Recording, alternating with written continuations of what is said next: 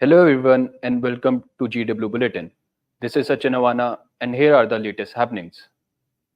The Ministry of External Affairs is working to support India's initiatives on artificial intelligence, geospatial technologies and space sector through arrangement outside the country. The development has come as last year the center approved India AI mission with a budget outlay of rupees 10,000 crore for 5 years, which marks a significant step towards the development of new age technologies in India. The mission aims to showcase new AI backed applications to facilitate India's global competitiveness.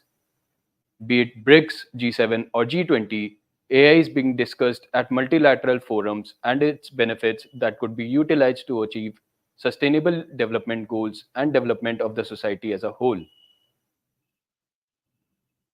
Spexy Geospatial, a Vancouver based software and imagery network, announced that the Government of Canada has recently awarded it a $1 million contract to capture ultra detailed Earth imagery in order to improve emergency preparedness and responses to wildfires. The project is being funded through the Innovative Solutions Canada program.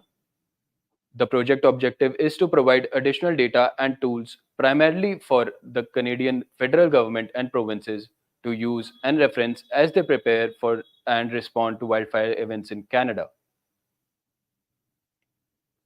The Korean Industry Ministry said that it has signed a memorandum of understanding with Airbus for the European aerospace giant to launch a new research and development center in South Korea. The envisioned International Technology Center came after South Korea formally asked the defense and space arm of Airbus to establish an R&D center in the country in November 2022. The new center will serve as the platform to expand the cooperation between Airbus and South Korean firms in the civil aircraft and helicopter industries as well.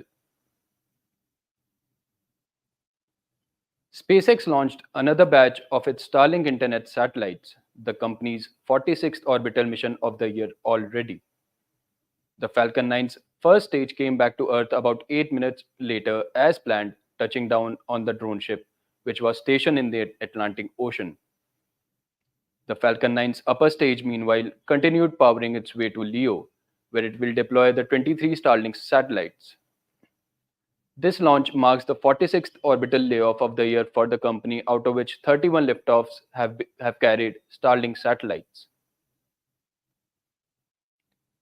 Galaxy, a space tech startup, announced that it has signed an MOU with the Indian National Space Promotion and Authorization Center, also known as InSpace, an autonomous agency under the Department of Space. Last year, Galaxy built India's first indigenous drone equipped with synthetic aperture radar and is now working on building India's first private constellation of Earth observation satellites.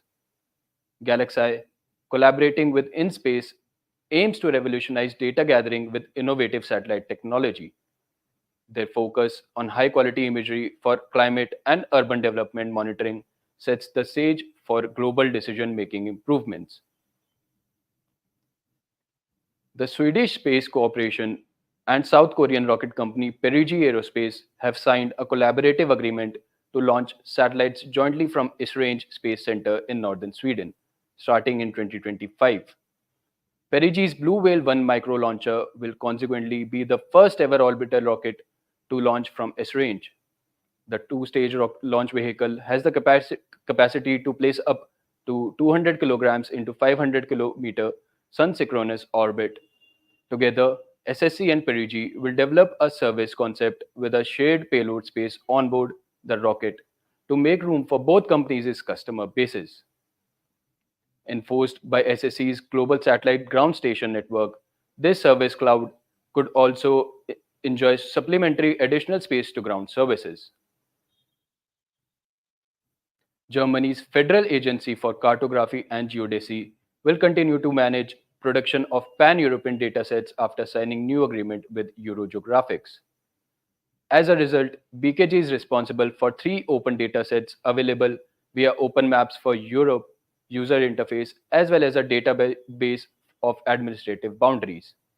The datasets are created using authoritative national geospatial and land information from members of Geographics, the not-for-profit membership Association for Europe's National Mapping, Cadastral, and Land Registration. That is all geospatial news for today. See you next week.